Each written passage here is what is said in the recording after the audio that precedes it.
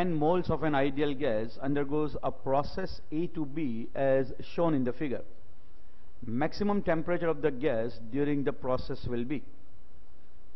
Now this is the given diagram.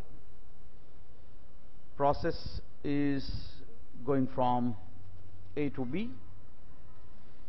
At A, volume is V0, pressure is twice P0, and at B, volume doubles and pressure becomes half. It is a straight line graph that is occurring between pressure and volume. It is not a curve. If it would have been a curve, we could have landed upon the condition of isothermal or maybe adiabatic process, but it is a straight line. Now this simply indicates that temperature is not going to remain constant in this particular process. At the same time, if we note of a very important fact that at point A, if we take product of pressure and volume, it is twice P0 V0. And at point B, again the same value comes out, product of pressure and volume is twice P0 V0. That simply means that at point A and at point B, the temperature is same value. So while the process is taking place, we can understand that from A to B, temperature must increase, reaches some maximum, and then again decrease to become the same value of temperature what was prevailing at A. Now from the process we can say that this must be occurring. The temperature will have an increment. If we talk about volume, it must be somewhere between V0 and twice V0. And if we talk of pressure, it must be between P0 and twice P0. So this must be pressure and volume coordinates. It must be between V0 to V0. It must be P0 and twice P0, where the temperature is going to become maximum. First of all, from the given condition, we will frame the equation of the process.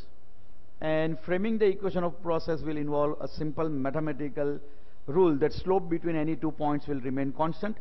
Let us consider any arbitrary chosen value of volume and pressure represented as point C on this line. We want to frame equation of the line, so we take the slope that exists between A and C and that exists between C and B. Since it is a straight line, slope will come out to be constant, so we are equating the slope in form of variables, and on that basis we get the equation in terms of pressure as P equal to minus P0 by V0V plus 3P0. This is the equation of the process that we have obtained. Now it is given to us that gas is ideal. So PV is equal to nRT is the suitable equation over here. If you put PV is equal to nRT, then P as a subject of formula, we can write it as nRT by V. So placing that nRT by V on the left hand side, we get new framed equation. Now since our concern is to find maximum temperature, that is why we have converted the equation in terms of temperature, eliminating pressure, because as such pressure, volume and temperature, all three are variable. So we are converting into a two variable equation now. So making T as a subject of formula and rearranging the terms, we get minus P0 upon nR V0 into V square plus 3P0 by nR into V. All bracket term, as we can see, they are constant. We want temperature to become maximum. And if we want temperature to become maximum, then derivative of temperature with respect to volume should be equated to 0. And doing that, we get volume at which the temperature becomes maximum is 3 by 2 V0. And that exactly goes according to our prediction that temperature must become maximum between the value that exists between V0 and 2V0. Same equation, if we would have framed in terms of pressure and temperature, we would have got the same answer, that pressure would be lying somewhere between P0 and 2P0. So now at whatever location V appears has to be replaced as 3 by 2 V0 for temperature to become maximum.